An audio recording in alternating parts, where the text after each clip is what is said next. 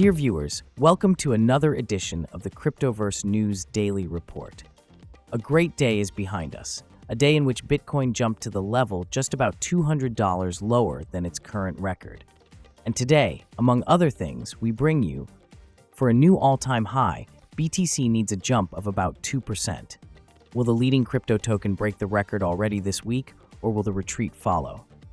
On Tuesday, American spot BTC ETFs achieved a trading volume that exceeded $5 billion and saw inflows of $870 million.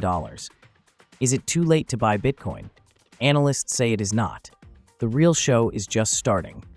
VanEck predicts that the leading crypto will be worth $3 million by 2050. Stay with us in the Daily Report. Only here, only on the Cryptoverse News channel. After we opened the week with a jump of BTC above $69,000, we said that October could end with a new record, despite the fact that the end of the month was only a few days away.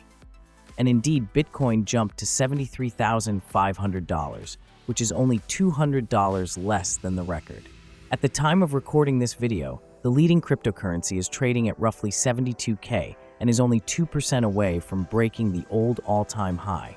There is one more day left until the end of the month, and that price action is quite possible. Of course, if there is no retreat due to profit booking. The thing is, the data shows that currently, more than 99% of Bitcoin owners are making a profit. Therefore, the possibility of a potential return below $70K towards the support level between $66,000 and $68,000 before attacking the all-time high again definitely should not be discarded. In this context, it is important to say that Bhutan moved $65 million worth of Bitcoin to the crypto exchange Binance late Tuesday, when the largest cryptocurrency approached its peak price, prompting speculation that it was planning to sell it. The government of Bhutan holds BTC worth over $900 million, which represents almost a third of the country's gross domestic product. This amount was acquired through state-owned mining operations. Immediate, short-term catalysts that could determine in which direction the price will move by the end of the week could be related to the U.S. macroeconomic data, specifically the PCE inflation data scheduled to be released on Thursday, as well as the unemployment data, which will be released on the last day of the working week. But whatever happens in this short-time horizon, if you look at the bigger picture, it is clear that Bitcoin is gradually gathering stronger bullish momentum, and that now breaking the record is really only a matter of days.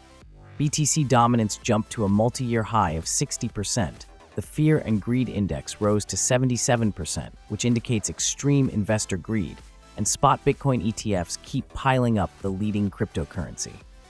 Yesterday, these exchange-traded funds recorded a trading volume in excess of $5 billion, and saw net inflows of $870 million. This is the third largest inflows amount in the short but sensational history of ETF's performance. If such positive cash flows were to continue, not even the profit booking of short-term holders and speculators should be able to shake up the price of BTC. In this context, Bloomberg's ETF analyst, Eric Balchunas, pointed out the unusually high trading volume of ETFs, which is usually characteristic of market declines.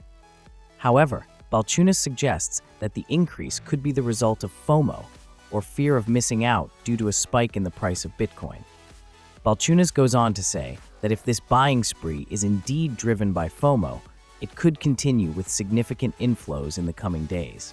ETFs currently hold more than $72 billion in net assets under management, or approximately 1 million Bitcoins, which is about 5% of the total amount.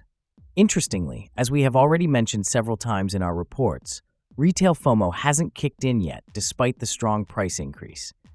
This was commented on X by the crypto analyst Miles Deutscher, who illustrated this with a chart showing that retail interest is at multi-year lows. However, this is actually an additional reason for optimism, because a huge segment of investors is still waiting. And when retail enters, complete madness will begin.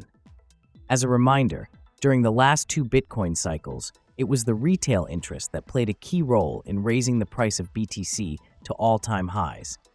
So when retail FOMO kicks in, it's almost certain that a surge to the $100,000 and higher levels will follow. Since the beginning of 2024, the leading cryptocurrency has recorded growth of almost 75% and has more than doubled compared to the levels of a year ago. Also, with yesterday's price rampage, Bitcoin broke its records against several major currencies. For example, the price of 67,987 euros on Binance became the new all-time high of BTC in the European currency. Bitcoin also reached historic highs against the Australian and Canadian dollars. As it always happens when the price starts to rise sharply, the question that many are now asking is it too late to buy? Is it too late to enter? Of course, it is always wise to wait for a correction, but considering that a perfect storm is brewing, there may not be significant price decline. One should be aware of crypto volatility, but with long-term investments, there should be no doubt. It may seem like it's late, but it's not, is what a well-known crypto analyst Ali Martinez wrote on X. According to him, historical patterns signal that Bitcoin is about to enter its parabolic phase.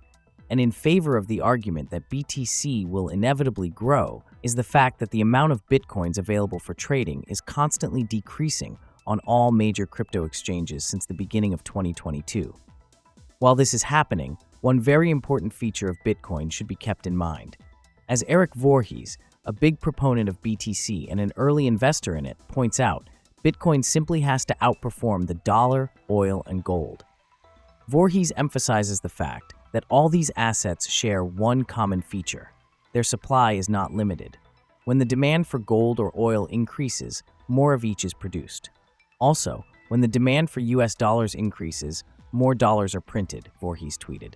However, when the demand for Bitcoin goes up, there is no possibility to increase the amount or number of coins since Satoshi Nakamoto limited the number of BTC to only 21 million.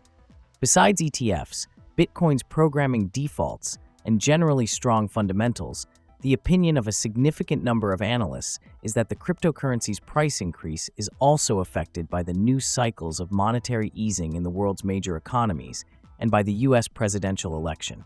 The rising chances of Republican candidate Donald Trump, who is considered to be pro-crypto, bring optimism to the market. As the elections in the USA approach, the advantage of Donald Trump over Vice President Kamala Harris reached new highs on Polymarket, giving him a 67% chance of winning. Of course, Polymarket is a de facto decentralized betting shop, which has nothing to do with the traditional polls, showing that the candidates are deadlocked, and even giving a slight advantage to Harris. It will be interesting to see which predictions were more accurate. Speaking of predictions, let's see the opinions on the future price of Bitcoin, especially after this last jump.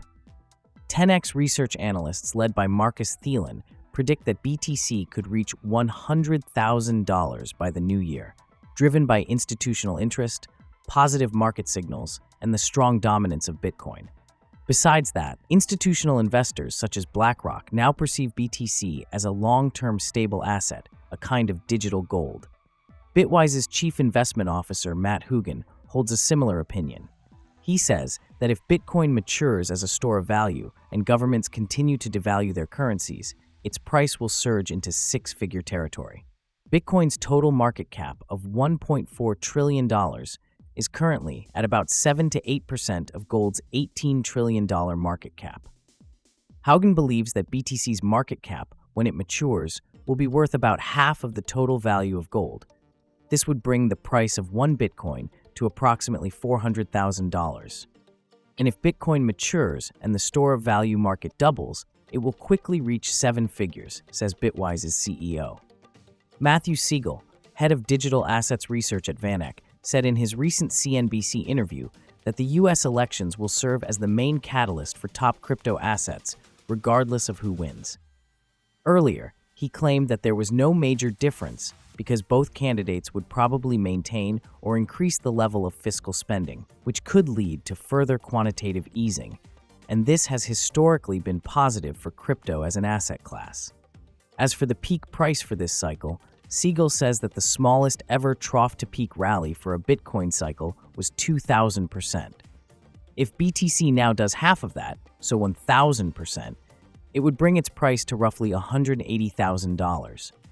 Siegel also stated that VanEck has a model which assumes that in the long term, by 2050, Bitcoin will become a reserve asset used in global trade and held by global central banks at a very modest weight of 2%. In that model, 1 BTC has a target price of $3 million. Siegel explains further.